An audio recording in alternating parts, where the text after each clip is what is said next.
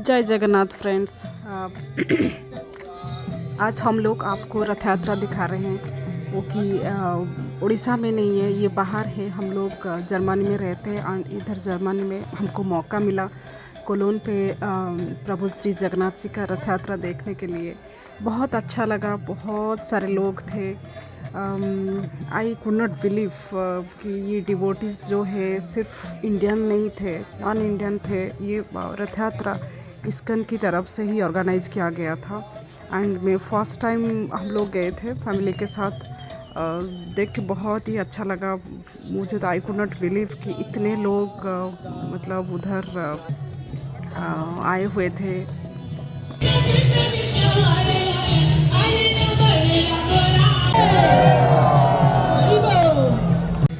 तो आइए मैं आपको एक जगन्नाथ जी के बारे में स्टोरी बताती हूँ। एक्चुअली होता ये है, रथ यात्रा से पहले एक स्नान पूर्णिमा होता है। आई थिंक 14 डेज़ पहले होता है। और उस स्नान पूर्णिमा में जगन्नाथ जी बहुत, सिर्फ जगन्नाथ जी नहीं, उनके भाई बलभद्र एंड उनकी बहन सुभद्रा जी, तीनों भाई बहन बहुत बहुत नहाते हैं, बहुत नहाते हैं। और उसको स्नान पूर्णिमा बोलते हैं। उसके बाद उनको बुखार हो जाता है, उनका तबीयत ख़राब हो जाता है और वो लोग मंदिर में बंद रहते हैं। खुद को रेस्ट देते हैं। वो भक्त से भी नहीं मिलते, मंदिर बंद रहता है उस टाइम। और फिर उसके बाद 14 डेज़ के बाद फिर जगन्नाथ जी, बलभद्र जी और सुभद्रा अपनी रथ में बैठ के वो अपनी मौसी के यहाँ जाते हैं, जो कि गुंडीचा टेम्पल बोलते हैं। मौसी के यहाँ जाके हम जैसे मामा के यहाँ जाते हैं घूमने के लिए, वो भी अपनी मौसी के यहाँ जाते हैं घूमने के लिए, मौसी के प्यार पाने के लिए। फिर उसके बाद वो आते हैं मौसी के घर से। जब आते हैं 9 डेज़ के बाद, उसको बाहुड़ा यात्रा बोलते हैं। और ये बाहुड़ा यात्रा में वो फिर आते हैं अपने टेम्पल को, आते हैं श्री मंदिर को। उधर फिर नया कपड़ा पहनते हैं। उसमें एक सुनाबेस होता है जिसमें भगवान जी गोल्डन टाइप का कपड़ा, गोल्डन ज्वेलरी सब पहनते हैं। फिर उसके बाद वो मंदिर के अंदर जाने के लिए कोशिश करते हैं। तब क्या होता है, महालक्ष्मी जी उनको जाने नहीं देते हैं। वो रूठे रहते हैं, गुस्सा किए हैं कि मुझे क्यों नहीं लेके गए। तो फिर महालक्ष्मी जी जगन्नाथ जी का वाइफ थे ना, फिर जगन्नाथ जी उनको मनाने के लिए उनके लिए रसगुल्ला लेके आते हैं कि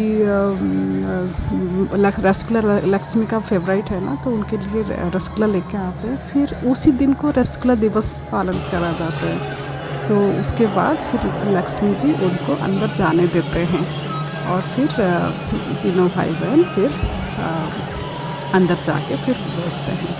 तो यही एक छोटा सा स्टोरी है रथ यात्रा के पीछे। बट उसके अलावा भी बहुत सारे स्टोरी है। आप इंटरनेट में ढूंढोगे तो बहुत सारे स्टोरी मिल जाएगा। आई होप ये वाला स्टोरी भी आपको अच्छा लगा होगा। कितना खुशी भरा माहौल है, लोग पूरा खुशी से झूमते हैं, नाचते हैं। पूरा स्ट्रीट हरे कृष्णा हरे राम से पूरा भर जाता था, पूरा चैंटिंग हो रहा था। और मैं तो रिकमेंड करूँगी, आप अगर जर्मनी में हो या इवन वर्ल्ड का किसी भी जगह में हो, ऐसे वाले इवेंट में आप भी ट्राई कीजिए, आप भी योगदान कीजिए और आपको भी अच्छा लगेगा, आई एम श्योर।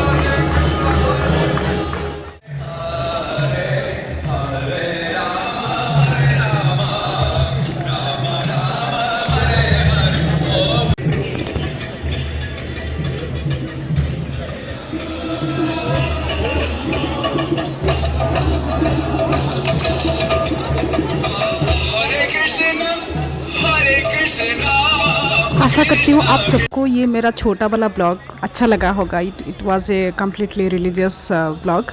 एंड या फिर से आपको नमस्कार एंड जय जगन्नाथ.